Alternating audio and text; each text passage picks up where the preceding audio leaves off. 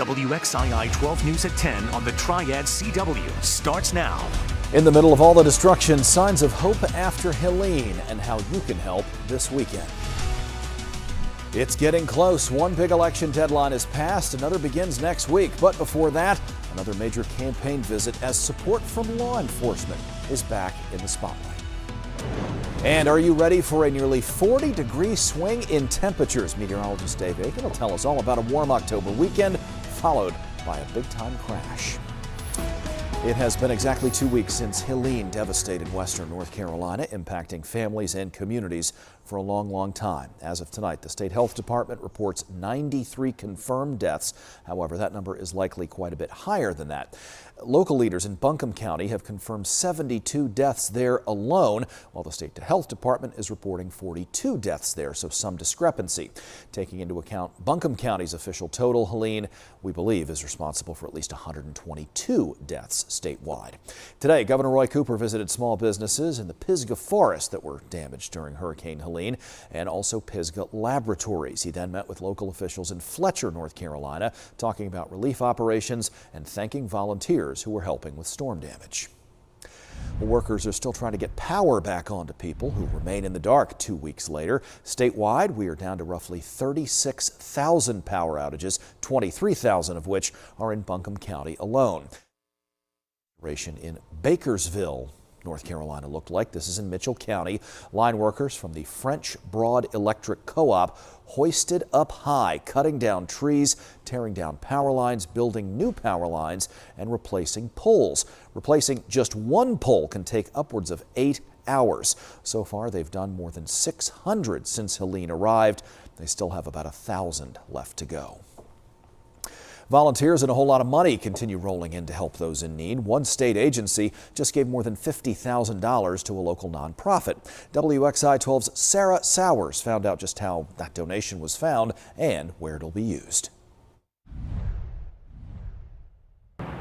Samaritan's Purse was the recipient of a sum of money from unclaimed checks that the state collects. Now that donation is being set aside to continue helping Hurricane Helene survivors. The check was presented by North Carolina Treasurer Dale Folwell and a local state representative and senator to Samaritan's Purse at their North Wilkesboro headquarters and international aid distribution site. Money was collected from life insurance claims or wills that intended to give money to Samaritan's Purse. All the support we've received from people all across the country, and especially in North Carolina, for work in our own backyard here has been really important and a great blessing. The nonprofit is using Alliance Bible Fellowship as a home base for volunteers and distribution in Watauga County. Boone Airport continues to serve as a means of distribution by air, since many highways are still inaccessible. Bev Caulfield has been running flight operations at the landing strip for the last 2 weeks. She says cooperation makes a big difference. 1,000 generators. You think about that, that's a generator for every home. So that's 1,000 homes. I don't know how many people that may be, but my guess is that we're in the thousands. While the organization helps with several disasters worldwide at the same time, officials shared that aid to North Carolina won't stop anytime soon. And now this money, like Steve said, will go to help families in Western North Carolina.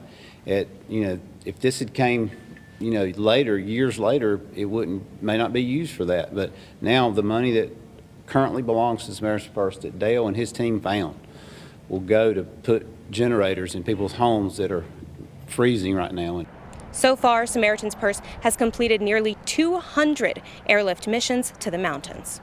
Reporting in Boone, Sarah Sowers, WXII 12 News. Well, tonight North Davidson High School hosted Oak Grove for their homecoming high school football game, and ahead of kickoff, both schools teamed up to do a little good for Western North Carolina. The Black Knights and the Grizzlies, along with the Davidson County Sheriff's Office and Richard Childress Racing, asked fans to fill up a trailer with donations. People showed up in a big way. They donated food, water, blankets, and jackets. The principal at North Davidson says, despite the two schools being rivals, they're also family, and they're in it to help our friends in the West. So this will be the largest crowd we've had here at our stadium all year this year, and we're a family. I mean, even though we're rivals, these kids, that they're best friends, they're cousins, they're families, and so this is just a big family. Well, your morning cup of coffee can help our neighbors in Western North Carolina as well. Tomorrow, Clutch Coffee Bar locations in North and South Carolina will be donating 100% of profits directly to help storm victims. The chain originated in Mooresville, and one local manager says this is just another way to give back to a community that means so much to them. This tragedy is nothing, I feel like nothing that's ever hit North Carolina in my lifetime, and it's just really crazy that it hit everybody, and so we really want to give back, help the victims. We all have so many connections with our customers that are in Western North Carolina as well, and we just really want to give back to them. The Winston-Salem Clutch location will be open from 6 a.m. to 8 p.m. tomorrow. There are also Clutch coffee bars in Clemens and Greensboro. A local church and daycare are collecting items for survivors of Helene as well. From tomorrow through October 28th, you can drop off items at Bible Fellowship Baptist Church on Warner Road in Pofftown and at Cedar Forest Daycare, which is on Chatillon Drive in Winston-Salem. Among other things, they are asking for non-perishable food, cleaning supplies, and coats. While some people in Florida have started to clean up after Hurricane Milton, swollen rivers brought on by historic rainfall are still a threat. Milton is responsible for at least 17 deaths in that state. And again, that number likely to go up. Search and rescue missions are still underway. Sherelle Hubbard gets us up to speed from Florida tonight. New video has come flooding in, documenting search and rescue missions from Hurricane Milton. This rescue video of a 91-year-old woman from her house in Lithia, Florida, near Tampa, where the Alafia River crossed flood stage Thursday and over 24 feet Friday. Rescue officials carried the woman to safety in a rescue boat in front of the house. In Tampa, rescuers helped evacuate a flooded assisted living facility. What we saw was pretty devastating. A lot of homes almost rolled into the water. I've never seen it before. I've lived on the water for 30 years. Milton made landfall as a Category 3 storm, bringing tornadoes, torrential rain, and storm surge. Body cam footage shows deputies wading through deep water, guiding multiple people nearby to safety as they hold on to a rope. In Valrico, Hillsborough County deputies were still evacuating people from flooded homes Friday. We're at 6 feet deep. We have some people who believe that it might get as high as 20 feet. Officials warning that floodwaters in some areas have not receded yet, and some officials cautioning residents not to make a bad situation worse. It's just unprecedented damage, and it's most important to be careful with that. Stay out of the floodwater. You don't know what's in there. Sherelle Hubbard, WXII 12 News. Back here at home, let's take a live look at the Winston-Salem Fairgrounds. We are heading into the final few days of the Carolina Classic Fair. Weekend weather looks great. Next week looks a little chilly, all things considered. Let's bring in Dave Aiken. We are in the First Warning Weather Center with some details here. Rare that we would see a nearly 40-degree swing in October. That's a pretty nice high, but also a pretty chilly low, isn't it? Yeah, Kenny, I tell you, next week, Tuesday or so, may see highs in the low 60s or around 60 even. So it's going to get some of the chilliest temperatures we've seen of the season so far. But we'll still have some dry conditions out there too. Cold front's going to move through Monday. We'll take a look at what we've got for you out there right now, and you can see our temperatures at this hour into the 50s. 53 in High Point and Reedsville, not Moxville too. 51 in Snow Camp and Randleman Level Cross at this hour. So temperatures are cooling. We got clear skies. We got pretty calm winds out there too, and the humidity levels are low, so that'll allow our temperatures to drop tonight. Temperatures into the 40s up in the mountains, 44 at Boone and 48 at Beech Mountain, 56 at West Jefferson. You can see the clear skies that are out there. These clouds that are back out to the west, that's a cold front. That's what's going to move through here as we get into the day on Monday. Maybe a breezy day. I think we'll be dry on Monday though, most of us. We'll see a morning chill tomorrow. Temperatures looking a little on the chilly side out there in the low 40s. Autumn Leaves Festival tomorrow in Mount Airy. Y'all go on ahead and go. Sunday too, lots of sunshine, temperatures in the upper 70s. So we've got some warm air in place before we cool off next week. As Kenny mentioned, we'll talk about that. Have your 7-day forecast just a little bit. Dave, thank you. Commitment 2024 now. The deadline to register to vote in North Carolina for our general election has passed, at least sort of. It was at 5 o'clock this evening. But if you missed the deadline, you can still register. But you'll need to do so during our early voting period. That begins on October 17th, which is this Thursday. New tonight, local law enforcement officials showed their support for Democratic presidential nominee Kamala Harris. Forsyth County Sheriff Bobby Kimbrough, Guilford County Sheriff Danny Rogers were among those appearing at a roundtable discussion in Greensboro. It was hosted by former U.S. Capitol Police officers Harry Dunn and Anquilo Gonell. They were there at the Capitol on the day of the January 6th riot. They said democracy and the rule of law are at stake in this election.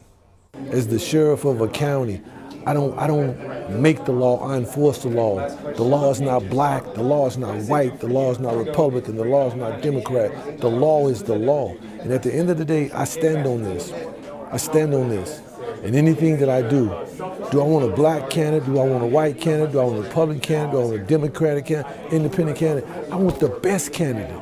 And that's how I hang my hat every day in everything that I move. Increasing conviction rates. Also at the roundtable, Guilford County State Senator Michael Garrett and the district attorneys in Durham, Orange, and Chatham counties.